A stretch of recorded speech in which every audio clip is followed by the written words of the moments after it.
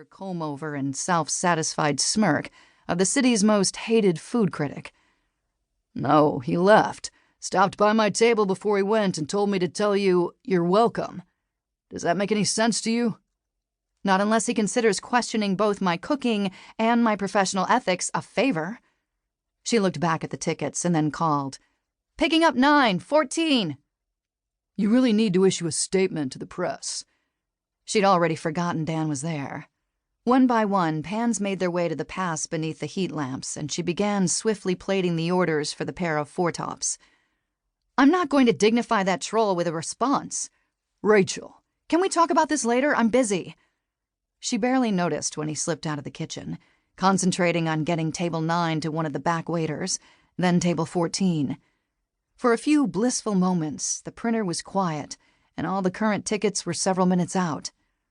She took a deep breath.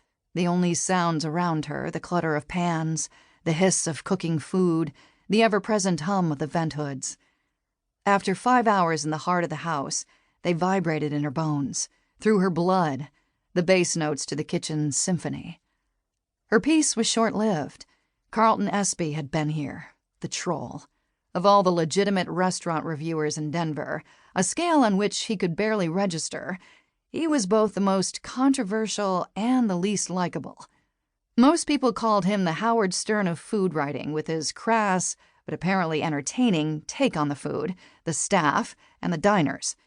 Rachel supposed she should be happy that he'd only questioned her James Beard Award, rather than criticizing the looks and the sexual orientation of every member of her staff, as he'd done with another local restaurant last week. The thing Dan didn't seem to understand was that slights and backhanded compliments from critics came with the territory. Some seemed surprised that a pretty woman could actually cook.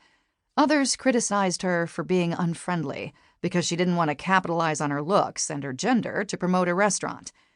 She had never met a woman in this business who wanted to be identified as the best female chef in the city.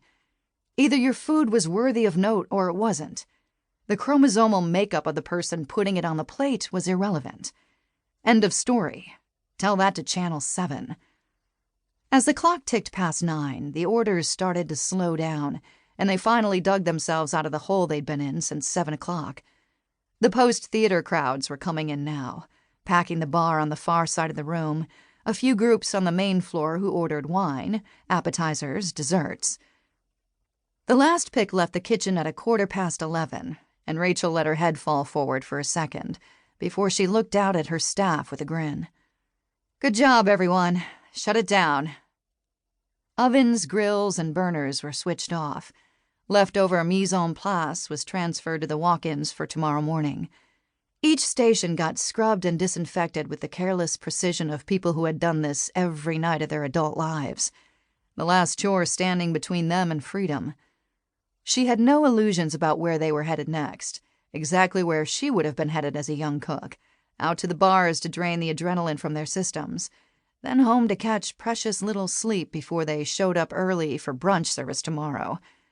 By contrast, Rachel's only plans were her soft bed, a cup of hot tea, and a rerun on Netflix until she fell into an exhausted stupor.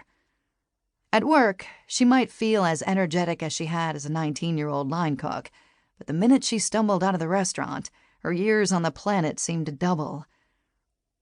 Rachel changed out of her whites into jeans and a sweatshirt in her office, only to run into Gabrielle in the back corridor. "Can I talk to you for a minute, Chef?" Rachel's radar immediately picked up the nervousness beneath the woman's usual brusque demeanor. Changed out of her work clothes and into a soft blue t-shirt that made her hair look even fierier, Gabby suddenly seemed very young and insecure, even though she was several years older than Rachel. "Of course. Do you want to come in?" Rachel gestured to the open door of her office. "No, that's okay. I wanted to let you know before someone figures it out and tells you." Gabby took a deep breath and squared her shoulders. "I'm pregnant." Rachel stared at the woman, sure her heart froze for a split second. "Pregnant?" 4 months, Gabby hurried on. "I won't let it interfere with my work, I swear, but at some point, you're going to need to take maternity leave." In an office setting, that was hard enough, but in a restaurant kitchen where there were a